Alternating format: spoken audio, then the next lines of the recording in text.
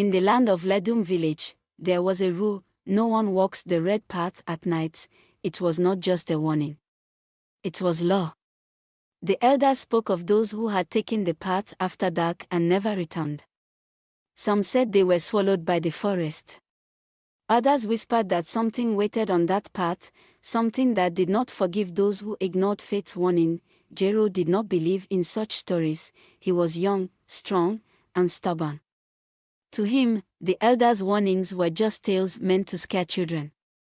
He had walked the red path many times during the day and seen nothing but trees and dirt. So when his friends dared him to walk it at night, under the blood moon, he did not hesitate. "Watch me return before the first rooster crows," he boasted, laughing as he stepped onto the path. At first, the night was quiet. Too quiet. The usual hum of crickets and rustling leaves had vanished, replaced by a heavy silence that pressed against his ears. The air was thick, still. The trees, which looked normal in the daylight, now stood like shadowed figures, their branches stretching unnaturally. Jaro walked on, but soon, he noticed something strange: his footsteps, too loud. Too many. He stopped. The sound continued, a step. Then another, but Jaro had not moved. His chest tightened as he turned quickly, expecting to see one of his friends playing a trick. But the path behind him was empty. Only darkness and the faint outline of trees. He exhaled sharply. "The wind," he muttered to himself, shaking his head. Just the wind. But then he saw them, footprints, not his own, not leading away, leading toward him. The air grew heavier. The night felt alive. The skin on the back of his neck prickled as the whisper of dry leaves carried a voice, not loud, not clear, but unmistakable: "You were warned." Jaro's breath hitched. He turned his head slowly, heart pounding, and that was when he saw it: a man.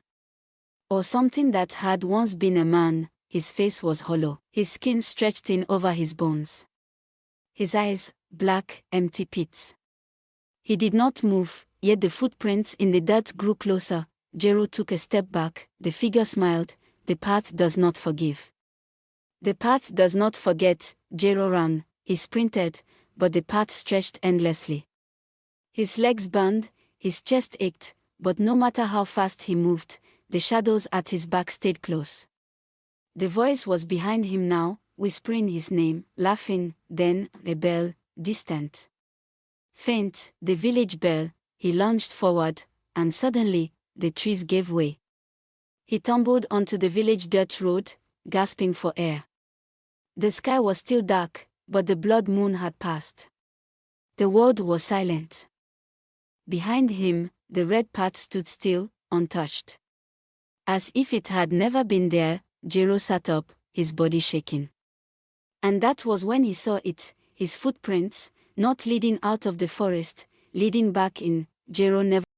The world was silent.